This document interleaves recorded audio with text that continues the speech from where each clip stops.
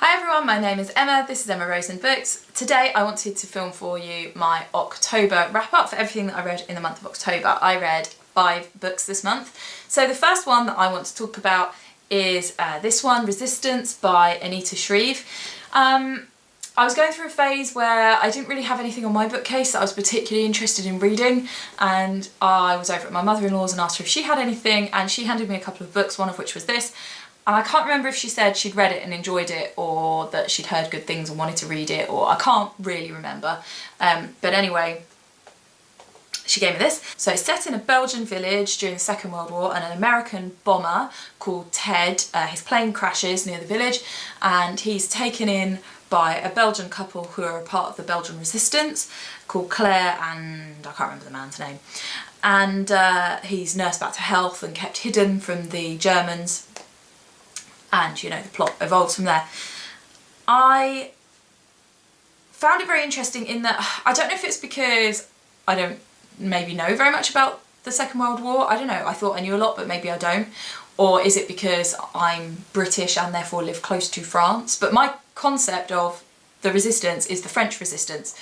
I didn't know anything at all about the Belgian resistance, so that alone I thought was interesting to learn about what was going on there, and yeah, that whole thing. So that was a big positive for me. It was very good at setting up the plight of the characters, for creating an empathy for them, for the struggles they were going through, for how they were trying to balance things, and, you know, trying to fight against the German occupation whilst also keeping themselves safe. And yeah, that was very well written. I love a book that is character based and that it explores people and people's relationships, and this definitely did that. So I enjoyed it for that.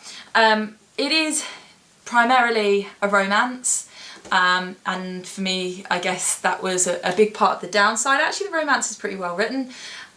It's just the fact that it was so transparent right from the beginning of the book what was going to end up happening. It was too predictable. That was the problem with it. And also, towards the end of the book, you get into some of the characters have been, I don't want to give spoilers, some of the characters have ended up in a trickier situation. And I felt like after all of this book that's kind of gone slowly over all of these events, then suddenly when things get really complex, almost skims over those. And I would have liked to have seen more on that stuff as well. You know, I love a book that is slow and that goes into the intricacies of relationships. But yeah, I just felt like it just suddenly kind of went too fast. Yeah, you know, it was a good book. It was very readable. I enjoyed it. I gave it 3 stars because it's not like the most amazing literary thing, and because the romance was just a bit too much. It got a bit schmaltzy towards the end as well. You know, good. I enjoyed it. The next book that I read in October is the Positive Breastfeeding book. If you're new to my channel, you may not know that I've personally written a book about breastfeeding. The links are below. And so this is an area of interest for me. This came out in September, I think. And there's another book called The Positive Birth Book, which is not by the same author, but is published by the same publisher and has sort of the same branding and is very popular. That's by Millie Hill. Haven't read it, but I know that it's super popular. So yeah, this is part of the same series. I really enjoyed this book. It goes through everything that you need to know, basically. Every different scenario that you could possibly face, and it's very evidence-based of what is known about the science of breastfeeding, and then giving, you know, suggestions and information based on all of that. So it's excellent. If I was being super critical, the only criticism I can give it is that I really like a book called The Womanly Art of Breastfeeding, and which is similar in that it goes through what you might need to know and how to do it and ages and stages and that kind of thing. And I'm just maybe more familiar with that book because I've used it and read it a number of times. And what I like about The Womanly Art of Breastfeeding is that it breaks down each age. So your baby is this old, what might you need to know, what might your baby be going through. This doesn't break it down as much. So I think it goes through like 0 to 6 months, and then older or something like that. So it's not quite so broken down there. So if I was looking for that kind of information, I would go to The Womanly Art of Breastfeeding. On the other hand, this one has lots of kind of other scenarios that maybe aren't so much covered in The Womanly Art of Breastfeeding. It even goes through, you know, what would happen in a disaster situation, like if your house was flooded and you had to be rehomed somewhere else, and kind of thinking about that kind of thing. And I just felt like oh, and it's got a really good bit about LGBTQ+, which I thought was brilliant. Again, not covered in The Womanly Art of Breastfeeding. So yeah, it just had things in it that the other one didn't. They're both excellent books. I love both of them. As I say, if I was being super critical, that is just it. It's just that I like that one. It would depend who, you know, what I needed as to which one I used. So that's all really. Still 5 stars. I think it's superb. Professor Amy Brown is brilliant. I love everything that she's written, and she gave me a really nice review for my book, so, you know, even better. Thank you, Amy, if you happen to be watching this. Next, this month I read Wilde Like Me. I have subscribed to Louise Pentland's channel for a really long time. Louise is a kind of mummy YouTuber now. I think when she started she was more lifestyle, and her channel underwent a shift maybe 2 years ago where she stopped catering so much to a younger audience and is more catering towards particularly mums. And generally I enjoy watching her channel and the products she's brought out before. So she has written a book before and she made a DVD of a live show she did. I've never particularly been interested, but when she announced this I was interested in taking a look. It's interesting. So this is women's fiction, and it's about a character called Robin Wilde, hence the title, and she is a fairly newly divorced single mum with a little girl called Lila, and she has super supportive friends and family, and she feels what Louise describes as the emptiness. So she's very lonely, she's very kind of adrift. The big positive about this book is the way that is described and dealt with.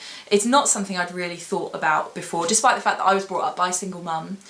That idea of, well, you look after the kid and then they go to bed and you're on your own and you haven't got somebody to kind of share those little things with, and that your kid goes to school and you're on your own. And I think that was really beautifully written. And I know that obviously Louise got divorced a couple of years ago, and so having experienced those things is part of what, you know, but why that's a big part of this book.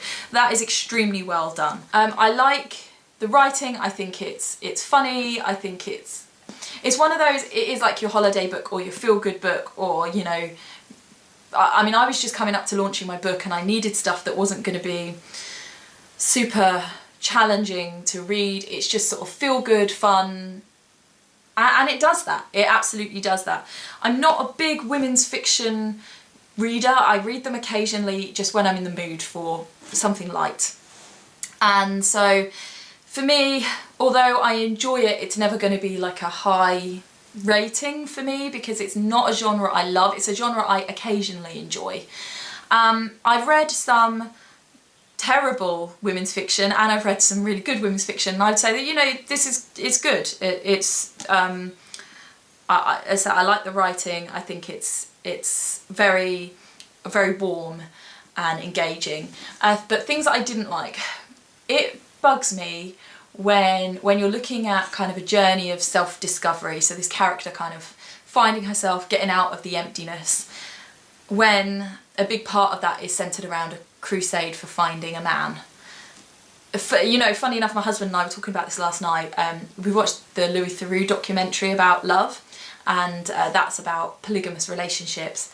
And in that documentary they talk about, so some of the people being interviewed talk about the fact that you don't want to be responsible for somebody else's happiness, and that in a monogamous relationship you can feel like that of, well, I am responsible for how this other person feels, and they were saying that was one of the benefits to polygamous relationships. And this is not me announcing I'm suddenly going into a polygamous relationship. My point is, my husband and I were saying that neither of us really feel like we are responsible for the other person's feelings in that way. And I don't think that your sense of sort of central happiness, you know, comfort in your own skin kind of feeling, should come from a relationship. It has to come from yourself. And although in this book, you know, it is about Robin's journey to kind of beginning to find that, but an awful lot of the book does focus on her dating and that kind of thing. And although it's fun, it is something that I find irritating. And also the main love interest in the book is really annoying. And the point is that he's really annoying, but still he is really annoying. Yeah, so I gave this 3 stars. You know, if you're into women's fiction, then it's a good book. It's not a genre I really love. That's it, really. The next book I read is Boys Don't Cry by Malorie Blackman. This book is awesome. So the concept is that this boy called Dante is waiting for his A-level results, and while he's sat there waiting, this ex-girlfriend that he hasn't seen for ages, for, you know, a year and a half, 2 years or something, she knocks on the door and she's got a baby, and she tells Dante, this by the way isn't spoilers, this is written on the blurb on the back, she tells Dante that the baby is his, and then she sort of says to him, I need to pop out and get some bits, will you look after the baby while I do that? And she pretty much just runs off, and she doesn't come back. That whole concept was just so awesome, because I think that the idea of, say, a teenage pregnancy and a girl coming to terms with a teenage pregnancy, I think that's a narrative that's been dealt with a lot. And equally the idea of, you know, a boy finding out that his girlfriend is pregnant, I think has been dealt with a lot. But, you know, when you have a baby, much as you prepare for it, when your baby is born, there is that sense of the baby's kind of just been dropped on you and you've got to learn to deal with it. And particularly as a teenager, I can imagine that would be a really big thing. I love the fact that it created that scenario, but for a boy, that idea of there's a baby, deal with it. And so being able to do that, of, you know, you've got to figure out how to change the nappies and how to entertain the baby and all of the stuff. I love that. I really, really love that. And the book is kind of about Dante adjusting, you know, looking at his priorities and his relationships with his little brother and with his dad. And it's just really beautiful and thought-provoking. It really made me think about the idea of men being single parents, young men being single parents, the way people would judge a young parent, a teenage parent, what that does to your life, and the kind of ripple effect out amongst a family. Really, really beautifully written. Criticisms, firstly, it is kind of more aimed at a teenage audience, which is fine, and I'm happy to read stuff that is aimed at a younger audience, but there are just times when I think that was kind of obvious in the writing style. It's fine, it only detracted from it a little tiny bit for me.